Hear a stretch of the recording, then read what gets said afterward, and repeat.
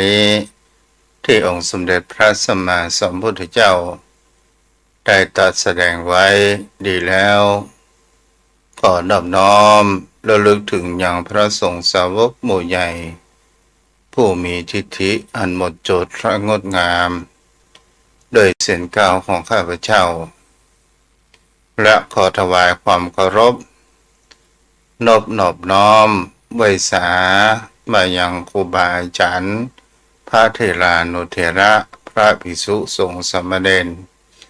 พระสังฆาธิการสงฆ์สมณศักดิ์บัณฑิตนักปราชญ์ท่านผู้มีความรู้ทุกรูปทุกตนทุกองค์มาด้วยความเคารพขอเจริญสุขเจริญธรรมมายังพ่อออกไปหอสราจมพ่อโยมแม่ท่านผู้ฟังผู้มีบุญทุกท่านที่ติดตามรับฟังธรรมะยามแรงทางสถานีวิทยุเพื่อการศึกษาพระพุทธศาสนาและวัฒนธรรม 104.5 เมกะเฮิรตซ์โดยการส่งลิงก์สัญญาณไปณสถานที่ตั้งสถานีวิทยุ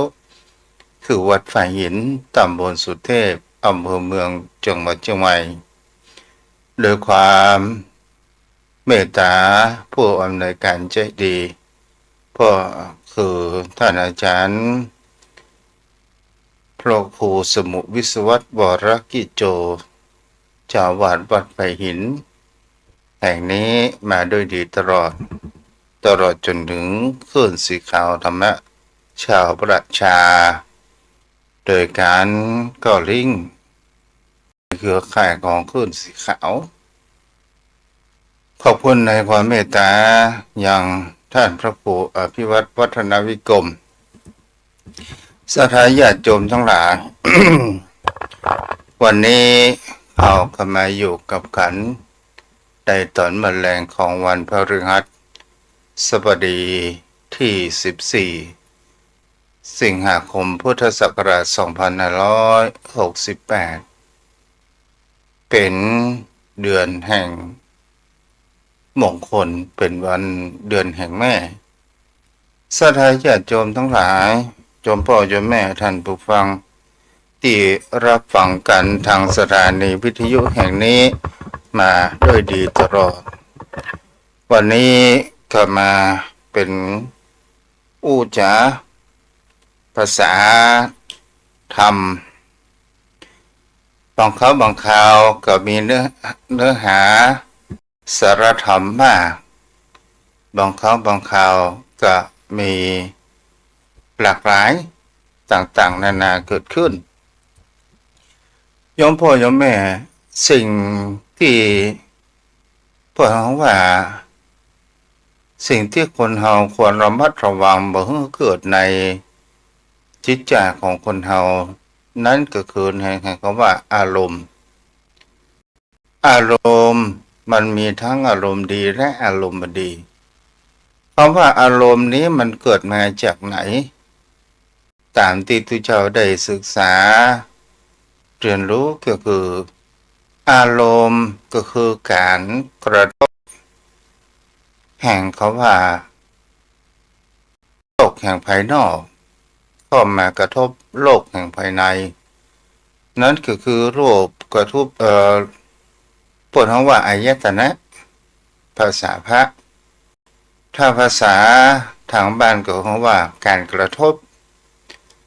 ก็คือรูปกระทบตาเสียงกระทบหูแล้วลิ้นกระทบรสกลิ่นกระทบจมูกกายกระทบสิ่งที่สัมผัสเกิดขึ้นแล้วก็ไปสู่แห่งคำว่าจิตใจทางนอกก็ว่าประสาททั้งห้าถ้าทางภาษาธรรมะก็เรียกว่าอายตนะ6ประการมันก็เพิ่มจิตใจเข้ามาแล้วก็ทางนอกก็เป็นธรรมารมณ์ เอาละศรัทธาญาติโยมทั้งหลายในสิ่งเหล่านี้ที่เขาเรียกว่าอารมณ์ สิ่งบางอย่างเสียงที่ได้ยินเข้าหู ถ้าเป็นภาษาปฏิบัติของเขาว่าเป็นรูป แล้วมันก็ก่อให้เกิดแห่งการเสียงนั้นเกิดขึ้นอยู่ในแห่งจิตใจและกึกก้องอยู่ในมันสมองและความจดจำของบุคคลเฮาสถานญาติโยมเฮาก็ลองดูสังเกตบางครั้งบางคราว เรื่องที่เฮาอยากจะจำมันบ่จำเรื่องที่เฮาอยากบอกเขาจำมันจดจำนี่ก็เป็นสิ่งที่เป็นตัวบันทึกอย่างดี แต่บางสิ่งบางอย่างคนเฮานั้นถ้าเฮาจิตและไม่ยอมปล่อยให้มันผ่านไปตามกาลเวลามันก็จะทำให้เกิดแห่งความทุกข์ใจความบ่สบายใจแล้วเกิดแห่งความเศร้าหมองแห่งจิตใจเกิดขึ้นอันนี้เป็นสิ่งที่ทางลูกตุนั้นจะได้พูดในเรื่องเล่าให้กับสถานญาติโยมทั้งหลายมันมีเรื่องอะไรอย่างพ้อง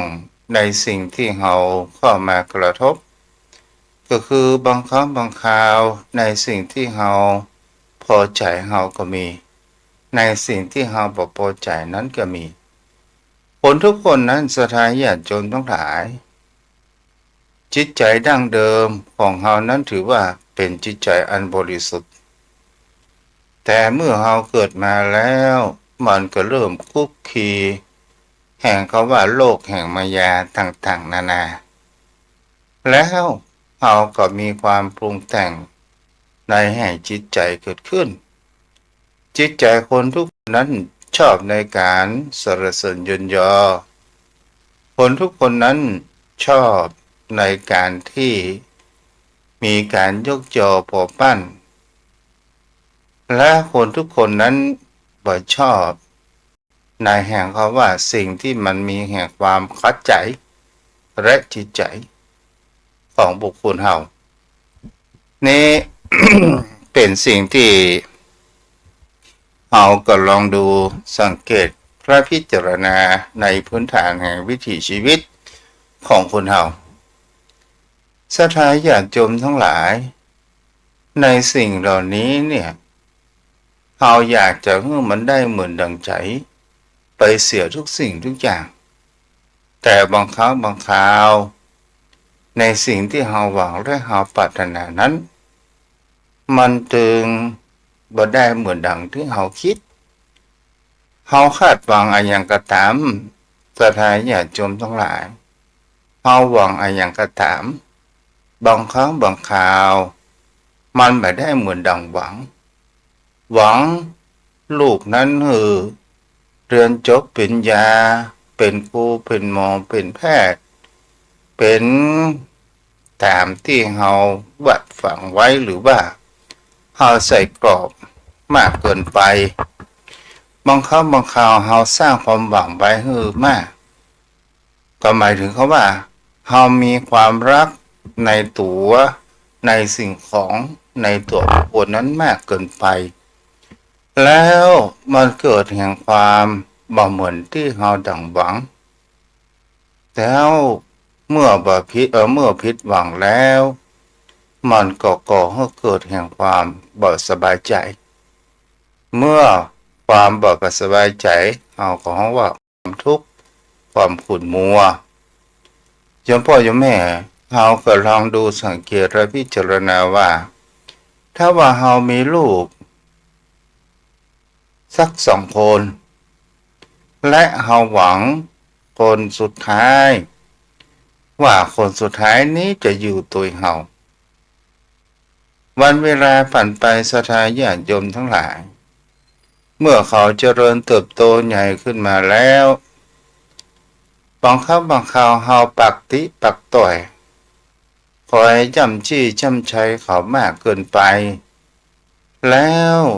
เขาก็เกิดแห่งความรำคาญแต่คำอู้คำจาคำสอนของคนเฮานั้นของพ่อแม่มันมีแห่งความปรารถนาร้าย มีแต่ความปรารถนาดีทุกสิ่งทุกอย่างแต่ด้วยแห่งวุฒิภาวะแห่งความเป็นละอ่อนก็คือเป็นเด็กเขาก็ยังมามีประสบการณ์เตื้อเมื่อคนเรามีประสบการณ์มาก่อนถ้าเรามีประสบการณ์มาก่อนเรารู้และเราบอกกล่าวเขาแต่คนที่เป็นละอ่อนวัยรุ่นในยุคใหม่เขาก็ยังมามีประสบการณ์เตื้อมันก็เป็นสิ่งที่จะหาได้ว่าจิตใจของบุคคลเราเนี่ยมันหันแล้วมันอยากทดลองอยากจะจับดูเหมือนกับว่าตอนที่เราเป็นละอ่อนน้อยพ่อแม่นั้นวางอะไรอย่างกระตามละอ่อนก็มันโมโหมันก็อยากที่จะเกิดแห่งความสัมผัสและเกิดแห่งความรู้อย่างเขาว่าหันอย่างพูดเขาว่าถ้าเป็นตะกอนนี่ก็เป็นกลมถ้าในยุคปัจจุบันนี้ปลั๊กไฟกระถามก็ละอ่อนเขาก็ไปกำปลั๊กไฟโดยขอโมว่านั้นมันมีพิษมีภัยเป็นอย่างใดบังเอิญพ่อเสียบปลั๊กละไว้เราอ่อนเอามากลับมาก่อนบังเอิญน้ำใดไหลใส่ปลั๊กแล้วก่อให้เกิดกระแสไฟดูดเกิดขึ้นนี่แหละเป็นสิ่งที่จะหันได้ตลอดจนถึงของมีคมละอ่อนมันหูก็ว่ามีดนั้นมีคมมันหมูมันก็จะต้องถ้าเอาไว้ด้วยความประมาทของพ่อของแม่ตอนมันหมูมันก็ประกำไปถ้ามันจับใส่มือแล้วมีดบาดเลือดออกละอ่อนมันก็หูเพียงแค่ว่าเจ็บแล้วก็ร้องไห้ในวิถีชีวิตของคนเราก็เหมือนกันโยมพ่อโยมแม่บางคำบางข่าวคนเหล่านั้นไต่ตรองพิจารณาในการดำเนินชีวิตของคนเราแห่งประการหนึ่งสถานญาติโยมทั้งหลายสิ่งที่เป็นทำให้จิตใจของเรานั้นขุ่นมัวก็คือความอิจฉาริษยาความน้อยอกหม่งใจถ้าเป็นภาษาทางพระโศกะปริเทวะความโศกความลำไรความรำพันสิ่งเหล่านี้ความอิจฉาเนี่ยสลายญาติโยมทั้งหลายมันมาจากไหนคือมันมาจากการที่คนเราไปหาบุคคลอื่นเขาได้ดิบได้ดีเขามีมั่งมีสีสุขมีเงินมีทองเขามีรถหรูสมมติว่าคนข้างบ้านนั้นเขาซื้อรถนั้นให้ลูกสาว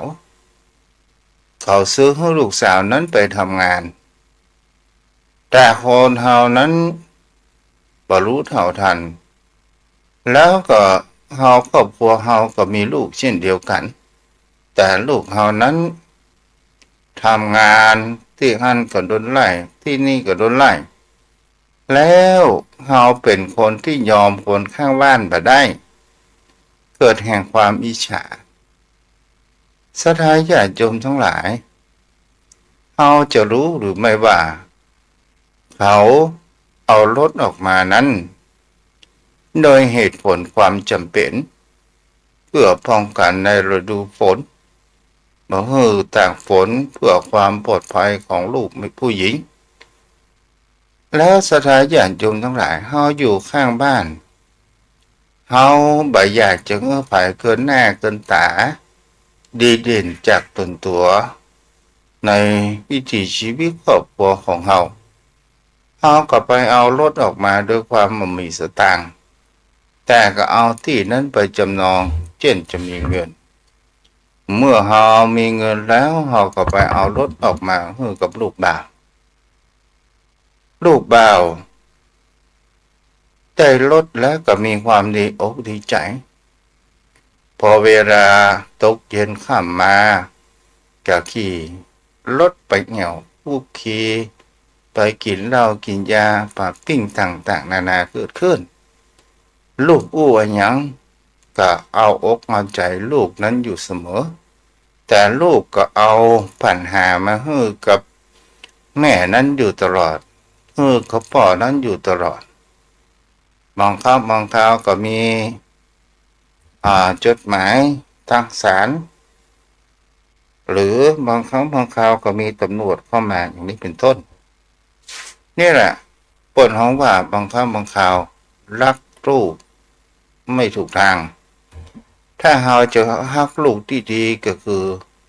ต้องใจในการก็คือการประสบการณ์เมื่อรู้เมื่อมีความรู้ในเรื่องทุกข์เรื่องยากเรื่องความบากเรื่องกว่าจะได้สิ่งอย่างสักอย่างหนึ่งมันมาจะต้องใจเหลี่ยวจะแรงนั้นมาขนาดไหนเอาแล้วก็มีเรื่องราวให้โยมพ่อโยมแม่รับฟังวันนี้จะเป็นธรรมนิยายให้โยมพ่อโยมแม่นั้นได้รับฟังกันมีวัดอยู่แห่งหนึ่งสถานญาติโยมทั้งหลายมีหลวงพ่อคนนี้เป็นผู้มีใจบุญช่วยเหลือชาวบ้านช่วยสอนอบรมบ่มเพาะกุลบุตรลูกของชาวบ้านเป็นอย่างดีได้เราอ่อนนั้นได้ศึกษาในเรื่องพระธรรมวินัยและก็เป็นในเรื่องธรรมะก็เพราะว่าอยู่ใกล้โรงเรียนสถานญาติโยมทั้งหลายหลวงพ่อรูปนี้ก็ชื่อว่าดีอย่างสมชื่อหลวงพ่อดีวันหนึ่งสถานญาติโยมทั้งหลายหลวงพ่อดีนี้ก็เป็นที่เลื่อมใสของสถานชาวบ้านในชุมชนในวัดนี้หลวงพ่อดีนั้นเป็นได้ทำหน้าที่แห่งเขาว่าเป็นพุทธบุตรของพระพุทธขององค์สมเด็จพระผู้มีพระภาคเจ้าอย่างที่ดีตกเย็นมาก็ทำวัดทำวาก่อนจะทำวัดทำวาก่อนจะส่งน้ำก็กวาดลานวัดลานวาแต่ก็ได้อยู่กับขโยมตัวน้อยที่เราเรียนหนังสืออยู่ข้างวัดด้วยกันขโยมตัวนี้คนนี้ชื่อว่าน้อยก็อยู่ประมาณป .5 สถานญาติโยมทั้งหลายและก็มีความรู้เดียงสามีความรู้สึกก็ได้รับการอบรมบ่มเพาะเปลี่ยนแปลงพฤติกรรมและนิสัยรู้จักแห่งความกตัญญูและความเสียสละจากหลวงพ่อได้อบรมอยู่สม่ำเสมอสถานญาติโยมทั้งหลายเมื่อมีพูดเขาว่าเมื่อเป็นบุคคลมีศรัทธาเลื่อมใสก็เพราะว่าในการประพฤติปฏิบัติของหลวงพ่อดีคนนี้และก็เป็นหลวงพ่อดีนี้เป็นผู้มีความเสียสละช่วยเหลือชาวบ้านเวลาชาวบ้านบ่สบายก็ไปเยี่ยมไปเยือนชาวบ้านที่มามี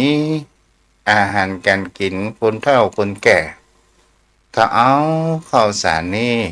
ไปยื่นให้ปันให้เป็นจะได้บ่สบายกะโอ้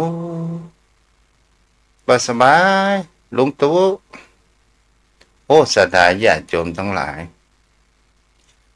มีคนรักมันก็จะต้องมีคนจังมีคนที่หันบุคคลที่มีแห่งความเลื่อมใสมีคนเขานั้นเข้ามาอยู่บ่อยๆบังเอิญมันก็มีไม่ยิงอยู่คนหนึ่งก็โดยแก่นแห่งคำว่าหันศรัทธาชาวบ้านมากินมาทานอยู่มากมายแล้วไม่ยิงคนนี้เนี่ยก็คือเป็นเจ้ามือหวย ชื่อว่าอ่าเปิ่นฮ้องว่า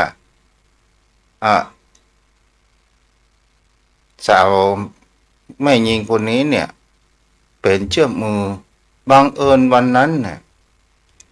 คนถูกหวยนักและกับเงินทองนั้นไหลหมุนประตัน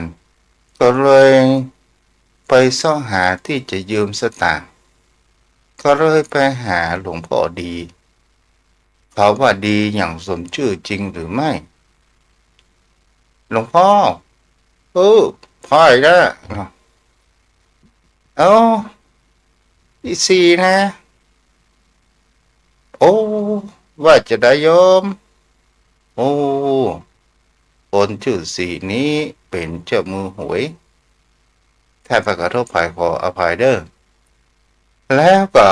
ได้มากราบมาไหว้มาสาถามหลวงพ่อฉันเข้าแล้วกะโอ้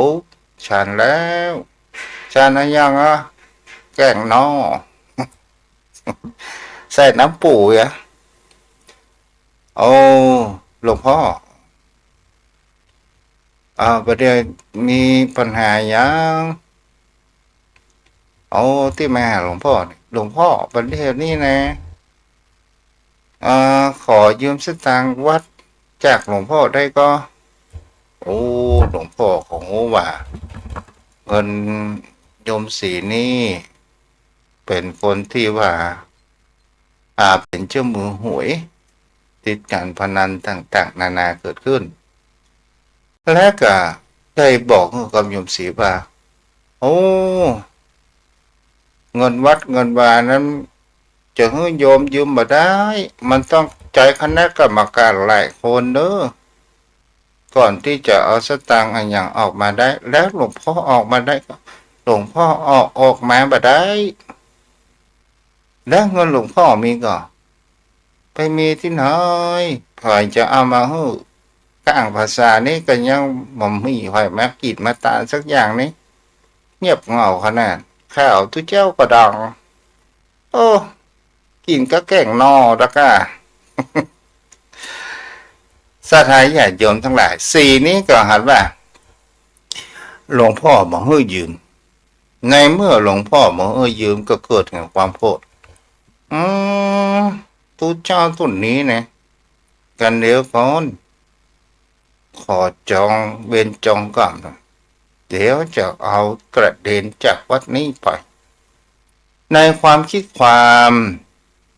ที่มีความโกรธเกิดขึ้นประการแรกเอาจะเห็นได้ว่าเสียงหลวงพ่อนั้นกระทบหูของนางสีก็เกิดแห่งความโกรธสะทายญาติโยมทั้งหลายเลยทีนี้ก็เลยมีแห่งความคิดอันชั่วร้ายเกิดขึ้นก็คือมีความคิดในการที่จะสลายเมื่อหลวงพ่อดีนี้ลุดตำแหน่งแห่งความเป็นเจ้าอาวาสก็เลยไปนั่งหาวิธีการสะทายญาติโยมทั้งหลายวันเวลาผ่านไปได้ประมาณ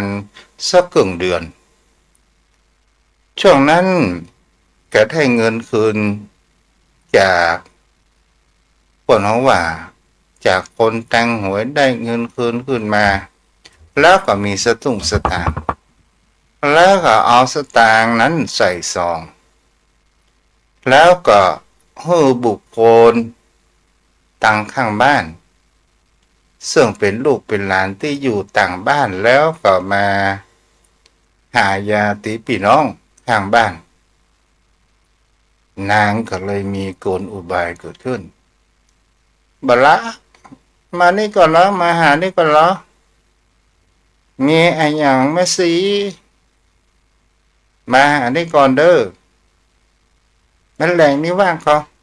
ว่างกันเดียวไปตัวอีแม่กำเหรอไปที่วัดมืดสุมสิมสถานญาติโยมทั้งหลายตามวัฒนธรรมพื้นเมืองเหนือของเฮา6 โมงตะวันตกดินแล้วห้ามผู้หญิงเข้าวัดเข้าว่านางสีนี้ก็เลยหันว่า หลวงพ่อกำลังไปนั่งสวดมนต์ทำวัดบนวิหาร ก็ยังวัดยังว่าก็บ่ได้ปิดประตูปิดแค่ประตูนอนแต่บ่ได้ปิดประตูที่รับแขกญาติสี่คนนี้ก็บอกว่าไอ้น้อยเอาซองนี้ไปไว้ที่ในห้องรับแขกลุงตู่เด้อเอาไว้ตัดใดก็ได้ที่มันแอบซ่อนๆน้อยโอ้สถาญาติโยมทั้งหลายละอ่อนนั้นก็นึกว่าจะมามีภัยหันก็นึกว่ากล้องวงจรปิดก็มามีอะไรยังก็มามีเพราะว่าเป็นวัดบ้านนอกสถาญาติโยมทั้งหลายทุกลุงดีกับสวดมนต์ไหว้พระโยโสภะคะวะอะระหังสัมมาทิปิโสภะคะวะก็ว่าคนเดียวเน้นก็ไม่มีทุกเจ้าก็มีตนเดียวและทีนี้ขายโยมจืดน้อยเนี่ยก็นอนแข้งกุฏิของหลวงพ่อดีจะได้ยินเสียงแห่งเจสีนี้เนี่ยพูดจาต่างๆนานาและหันเจสีเอาสองยื่นฮือกับปอใจคนนั้นปอใจคนนั้นก็หันว่าโอ้สองสิ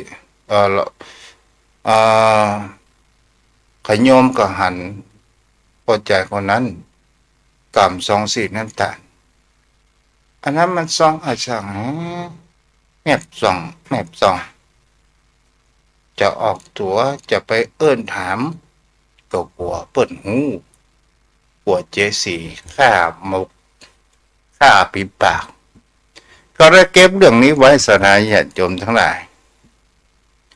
พอวันเวลาต่อไปเจสีก็เริ่มปล่อยข่าวว่าหลวงพ่อนี้เป็นหัวขโมยบ่ได้เหมือนดังที่เขาเห็นบ่ดังที่เขาหัน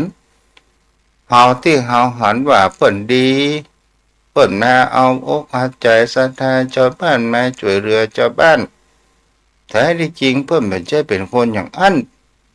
เริ่มที่จะใส่ร้ายก็เลยบางเตือบางข้าวก็หันไม่ยิงละอ่อนพวกเขาว่าสาวแม่เฮือนเนี่ยพูดแม่เฮือนพูดหมู่เฮาเนี่ย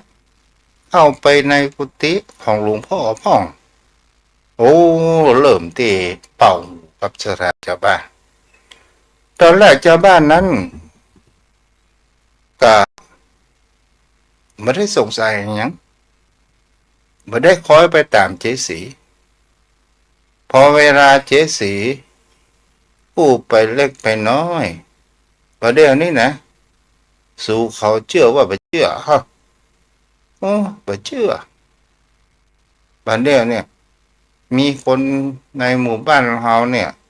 สตางค์หายลองไปพอในกุฏิหลวงพ่อแล้วว่าซองสตางค์มีในกุฏิหลวงพ่อหรือไม่ที่นี้ชาวบ้านจะจองกับมาถามหลวงพ่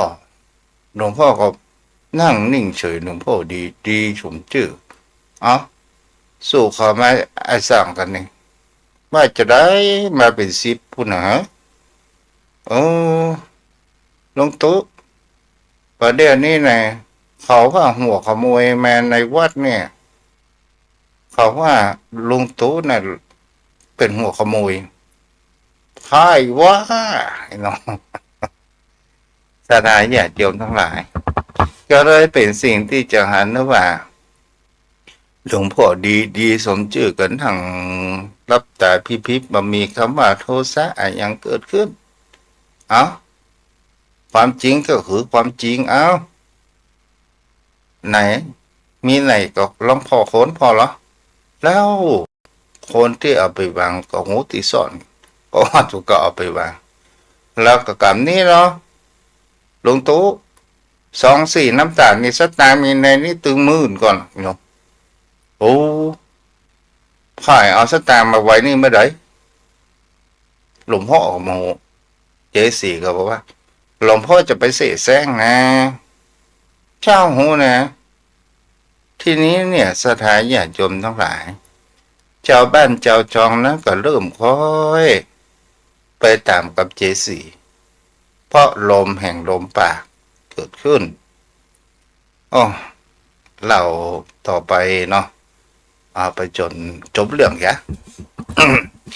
และทีนี้เนี่ยขโยมที่หันเหตุการณ์นะสดาญาติโยมทั้งหลายก็ไปโรงเรียนเลิกก็กลับมาในตอนเย็นโรงเรียนเลิกแต่เจสี่เขานั้นเขามาในช่วง9 โมงป่ายเรื่องราวต่างๆนานาเริ่มที่จะเป็นสิ่งที่จะหันว่าไปตามที่เจสีนั้นได้วางแผนเกิดขึ้นทีนี้แหละสถานญาติโยมทั้งหลายเจสีขยันได้อู้ว่ามีแม่หอแม่เงินมาจ้างมาที่กุฏิเนี่ยสู่เขารับพกพอแล้วเจ้าบ้านเจ้าจองที่อยู่ต่างหน้าวัดข้างวัดนั้นก็มาหารว่ามีคนแปลกมาแต่เจสีนั้นก็ได้ให้อ่อนที่เป็นผู้รับจ้างเนี่ย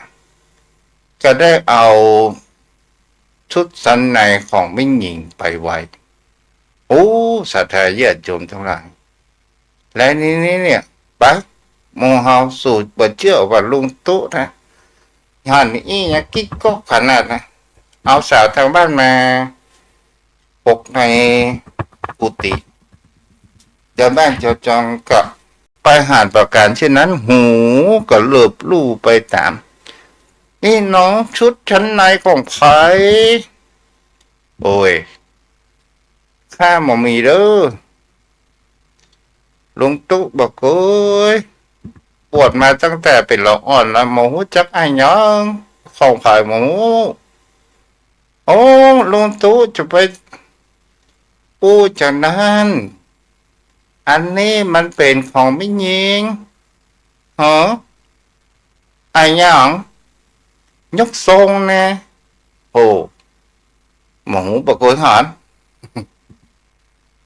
ความจริงก็คือความจริงนะโอ้ต้องคำนี้ข่าวลุงตุ๊ไปบิณฑบาตตอนเช้ามีแค่คนเล่าลือตาม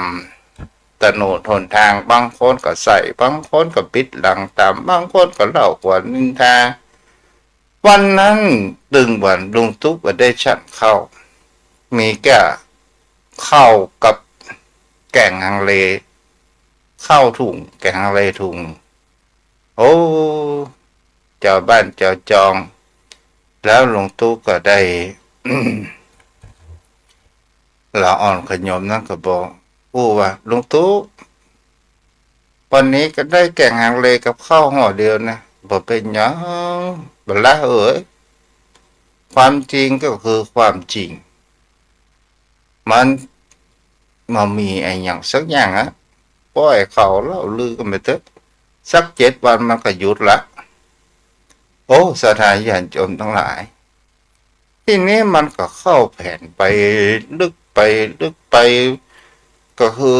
เจ๊สีเป้าหูคนดึงมันดึงคนกว่าจากการเริ่มที่เขาวัดภาวะเริ่มใสกับคนเริ่มแห้งไปติดๆทีนี้ก็มีคนที่ใกล้ชิดกับลุงตู่ชื่อเรื่องลุงทวนเปิ่นก็เป็นคนกับวัดกับว่าวัดมีการอะไรยังก็มาเนี่ยฮือตุลุงต้องการอะไรยังจนเกิดความผูกพันเหมือนกับญาติศรัทธาญาติโยมทั้งหลายเหมือนดังญาติลุงทวนนั้นก็มีความสบายใจว่าเหตุเรื่องนี้มันต้องมีที่มาที่ไปแน่นอนนะถ้าสงสัยจะสืบอย่างไรทีนี้เนี่ยก็เริ่มสืบไปแล้วขยอมละอ่อนจืดน้อยคนนี้เนี่ยก็หารว่าหลวงพ่อถูกกระทำอย่างอั้นตัวก็จะเปิดเผยก็กลัวเจสี่ส่งคนมาฆ่าแต่หลวงก็ได้นอนในกลางคืนก็ได้ยินคำสอนของหลวงพ่อบอกว่าคนเฮานะถ้าเฮา รู้ว่าเป็นเรื่องจริงแต่เฮาเก็บงำเฮามันหายไปก็เท่ากับเฮาเป็นคนบดี หลวงพ่อก็ได้มีคำอู้คำจ่าสอนอย่างอันต่างๆนานาเกิดขึ้นทางในบ้านดังจองกับเจ๊สีก็ประโคมเข้าหันล่าสู่เขาว่าดีดีนี่ดีที่ไหนดีผสมชื่อบาดีอ่ะก็เลยเป็นสิ่งที่มีจังหาถ้ามีแต่คนประโคมข่าวเกิดขึ้นทีนี้ลุงทวนก็ได้สืบได้ถ่ายถามว่าสู่เขาอยู่หน้าวัดเนี่ยประตูวัดเนี่ยหันไม่แหย่มีแม่ก็แม่คืนแม่นี่มาหันไปมีอย่างไรก็หันลุงตุ๊สวดมนต์ไว้พระผู้วันนะแกเอาแล้วไม่ยิงมันตอนเข้าไม่ได้บ่าบอกว่าเด้อลุงทวนก็เลยต้องมีเรื่องแน่นอนแล้วทีนี้สถานญาติโยมทั้งหลายลุงทวนนั้นก็สืบข่าวเล่ายาวไปกันเลยจะประจบละอ่อนกับโยมคนนี้ก็ได้บอกความในใจคือกับลุงทวนว่าโอ้อาหารเหตุการณ์หมดเด้อลุงอิงดูลุงตุ๊ขนาดลุงตุ๊พออยู่ปอหมวนอกมันใจลุงทวนก็ว่ามันเป็ดจะได้บัดละผู้มาป้อหิงฟังหรอ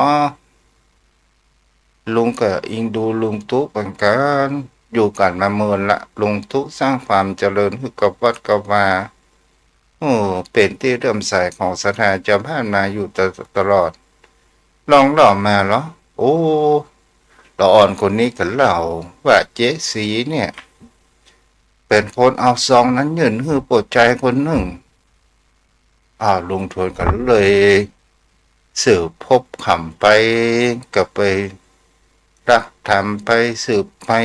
โดยหมู่เจสีนั้นหูตัวเจ้าโจมพระแรงวันหนึ่งสถานญาติโยมทั้งหลายคนเฮานี่มันชอบมีแห่งความผิดพลาดความจริงก็คือความจริงบังเอิญลุงทวนเนี่ยได้ไปแอบจูบ้านที่ข้างๆแล้วก็ได้ยินเจ๊สีนั้นอู้กับละอ่อนนั้นโทรมาทวงสตางค์เจ๊สีก็สะเปิดลำโพงแห่งกำเจ๊วันเดียวนี้นะผมทำงานอย่างซับเสร็จเรียบร้อยแล้วไม่ได้เจ๊จะโอนสตางค์มาให้ผมใจเนี่ยตกลงกันว่าตึง5,000เจ๊กะวันเดียวนี้ก็สมแล้วดูลุงทวนหันประการเช่นนั้นฮะก็มีมือถือ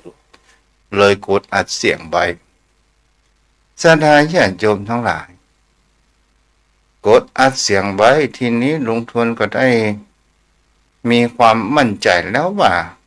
ผู้จะต้องเปิดเผยเพื่อศักดิ์ศรีของลุงตุ๊สถานญาติโยมทั้งหลายวันเวลาผ่านไปวันที่จะปรวรณาออกพรรษาคนก็มาใส่บาตรใส่ข้าวตอกดอกไม้ใส่ของกินของทานอยู่มากมายก่อนที่จะกลับบ้านกลับจองเมื่อหลวงตุ๊ปั่นปอนเสร็จแล้วหลวงตุ๊ก็ถามว่าใครจะมีอะไรอย่างพ้องพ่อหลวงมีอะไรอย่างพ้องพ่อหลวงกับลุงทวนนั้นก็หูกันแล้วลุงทวนก็ว่ามีเรื่องหนึ่งที่อยู่ในจิตใจของเจ้าบ้านหมู่เฮาเนี่ยที่ว่าเจ๊สีบอกว่าลุงตุ๊เป็นจะอันจะอีต่างๆนานาบัดเดี๋ยวนี้จะอู้จากกันให้มันหูเรื่องไปเหรอเจสี่ก็นึกในใจว่าลุงทวนเนี่ยพ่อแก่วัดเนี่ยมันต้องเข้าข้างกูกะ โอ้คิดเพ้อฝันไปเองหลวงตู่นี่ต้องหลุดเจ้าอาวาสแน่นอนไปไหนก็ไปเถอะในจิตใจของเจสีลุงทวนก็ไปเปียกแขนละอ่อนขยมนั้นมาอ๋อบัดละอู้ไปโอ้บัดละนะก็อู้มีเสียงสั่นก็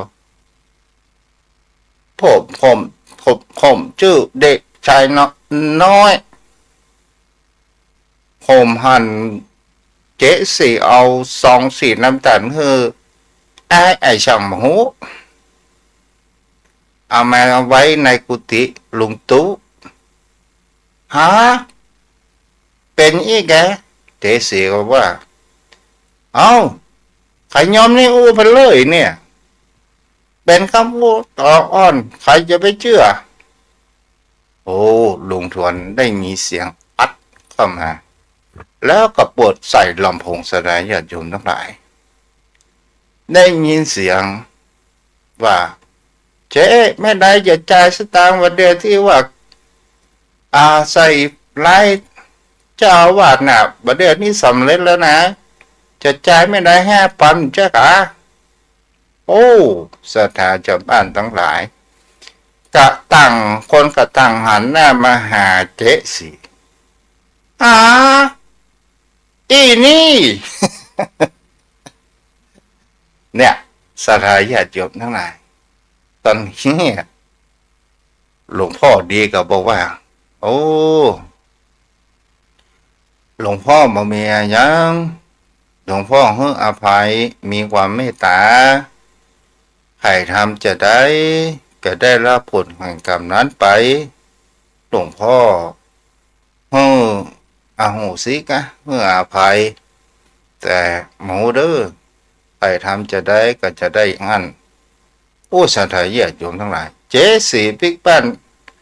มีความคิดมากเริ่มที่จะกำเบนจะปามา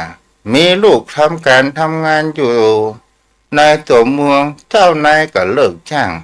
เจ๊สีตะกอนมีสตุ้งสตางค์ใช้จ่ายตอนสุดท้ายจะบ้านต้องมีความเลื่อมใสมาแม่เอี่ยวหาจากเพื่อนสนิทกับบิดหน้าหนีอ่านว่าใส่ไล่ลุงตุ๊แล้วก็เจ๊สีนั้นจากเป็นคนมีสตางค์กลับกลายเป็นคนยากจนข้าวสารที่จะเอาไว้นึ่งก็เลยรอไปข่าวนี้ก็ได้ไปถึงหูลุงตุ๊ก็ติ้วข้าวสารเจ้าเปิ้นมาตานกับปากกระป๋องมาแม่ไปหาเจสีได้ยินเสียงไม้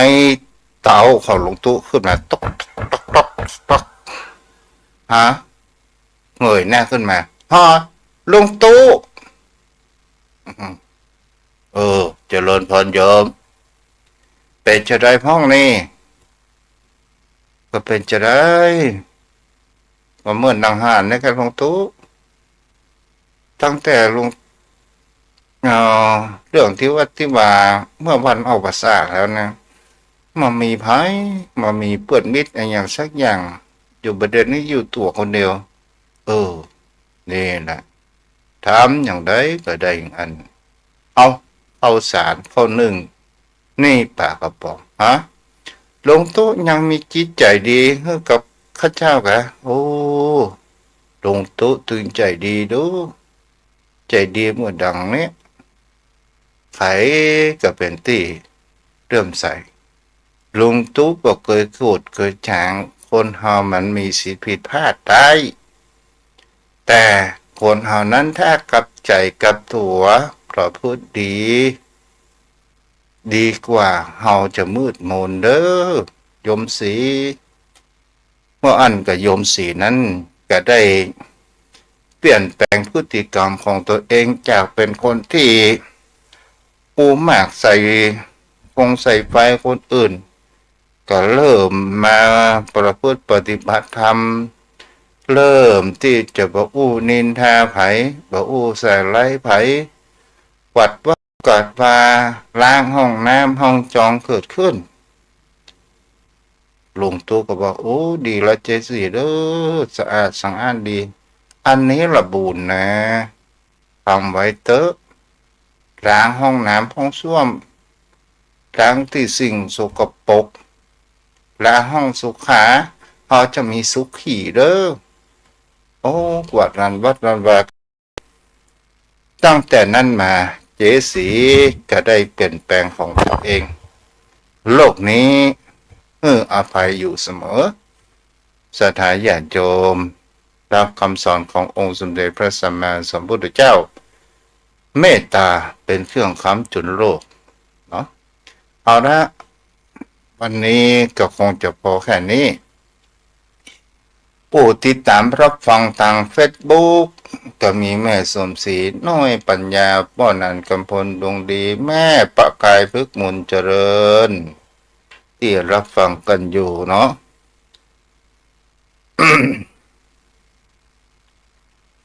เดี๋ยวเด้อป้อนานอยู่ไปอยู่หมู่เนาะวันนี้นะ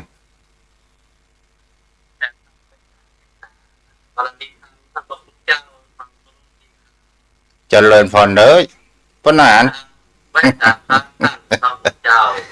วันนี้อู้ภาษาต่างบ้านเด้อ อ๋อบ้านท่านพระคุณเจ้านี่เปิ้นว่าลุงตุ๊กเนาะ เจ้าลุงตุ๊ ทางนี้เปิ้นของตู้ลุงนะครับคุณเจ้ามันปีนกันเนาะ ลุงตุ๊ปิตุ๊ อ๋อเอาตุ๊กซี่ทางนี้เปิ้นก็ห้องบ้านตุ๊กซี่แล้วก็ตู้ลุงสมัยเก่าสมัยเดิมแล้วท่านพระคุณเจ้า ปิตุ๊ เดี๋ยวนี้บอกไม่มีนะก็ต้องเปลี่ยนแปลงได้ต่างแต่ละ แม่แจมนี่กับแม่นเด้อแม่แจมนี่ก็เป็นลุงตุ๊นะ อ๋อไม่แจมนี่ก่อนไหนเนาะสายใต้ท่านเจ้าเนาะ เจ้า ตรงสายเหนือห้องตะกอนห้องตุลงทุกปีมันก็อันเดียวกันนั่นนะแต่มันภาษาที่แต่ละที่ละต่างห้องแตกต่างกันไปนะท่านเจ้าเนาะ เจ้า โอ้ทำดีก็ได้ดีทำชั่วก็ได้ชั่วอย่างท่านเจ้าวันนี้จะได้ก็ได้อย่างนั้นนะเนี่ยแบบนี้ก็ได้แบบนี้มาหายไปไหนนะท่านพระคุณเจ้า เจ้า มันก็ติดตัวเขาไปเหมือนเงาติดตัวเขานะ วันนี้ได้หลายอย่างเนาะภาษาก็ได้เนาะ โอ้ได้ภาษาตัวที่คำสอนเลยว่าผมมันนึกว่าเนี่ยไปดีก็ได้ไปดีเนาะทำดีก็ได้ดีทำชั่วก็ได้ชั่ว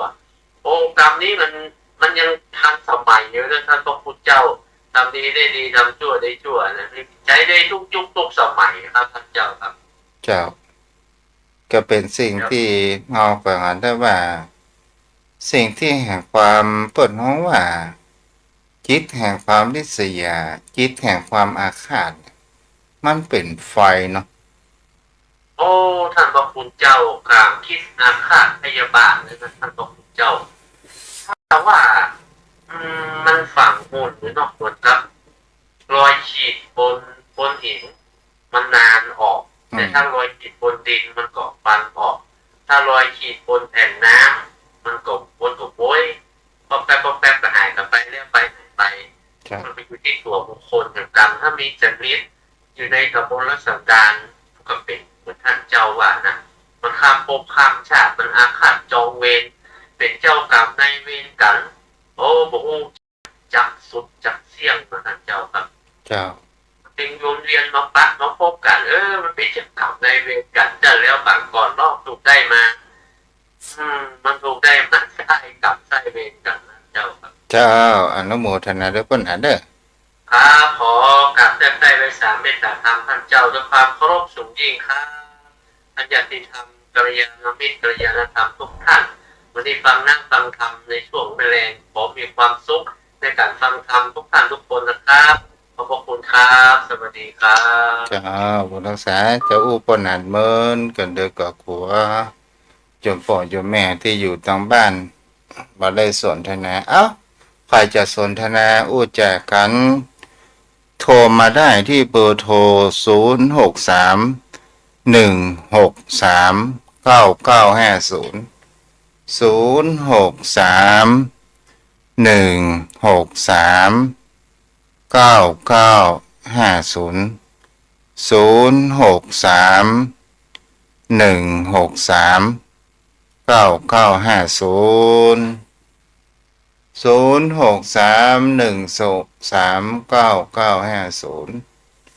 ศรัทธาญาติโยมโยมพ่อโยมแม่ก็ที่ลูกทุได้อุมาก็บางครั้งก็มีเนื้อหาสาระมีธรรมะมีแง่คิดบางครั้งบางคราวก็เป็นคำตลกพกพามีพ้องเนาะเพื่อบางครั้งมันเครียดถ้าจะอู้เนื้อไปหมดก็กันเดือก็จะเบื่อหน่ายกันเนื้อผ่องน้ำผ่องเนาะ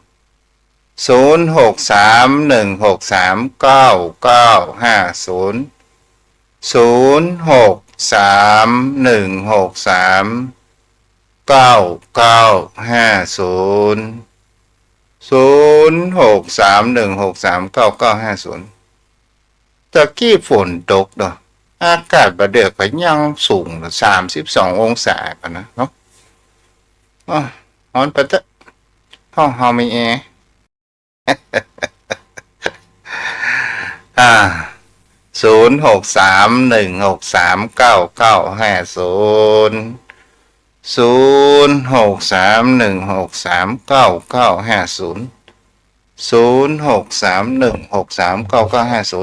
ว่ามีใครโทรมาแล้วก็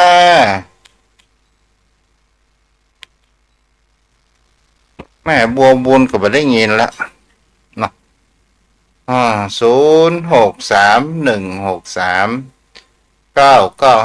พี่น้องมองฝังรับฟังอยู่ก่อถ้าอยู่ฟังก็โทรมาเด้อหรือว่าวันนี้เนี่ยเรามีทุกเจ้าออกรายการในช่วง3 โมงถึง 4 โมงเนาะก็มาออกในช่วงมะแรงเจริญพรโอ้ทางโทรศัพท์แม่เด้อโอ้ทางโทรศัพท์แม่เจ้าแม่มองฝังเนาะเจ้าฝนตกกับแม่ทั้งปุ่นนะอ๋อจ้าฮ้อนก็จ้านะฮ้อนรวมเฮ็ดก้าว่าถ้าจะแม่งเพิ่มอยู่เนาะตามภาษาโบราณเนาะจ้าแม่เจ้าถ้าออกมาตึงๆหมดได้ไหมบุญรักษาได้โทรเข้ามาได้993ของไผโทรมาได้เด้อ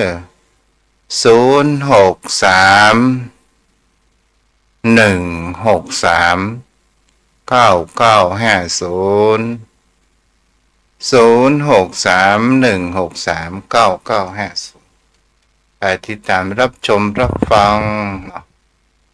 สาธุอนุโมทนาเด้ออู้จากันไปบ้านนอกเดินไกลบ้านทุ่งปอกเก็ต อยู่3 เหลี่ยมนะระหว่างอำเภอเมืองอำเภอแม่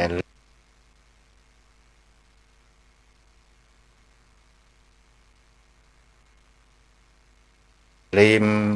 เนาะอำเภอสันทรายอยู่ตัวกันเนี่ย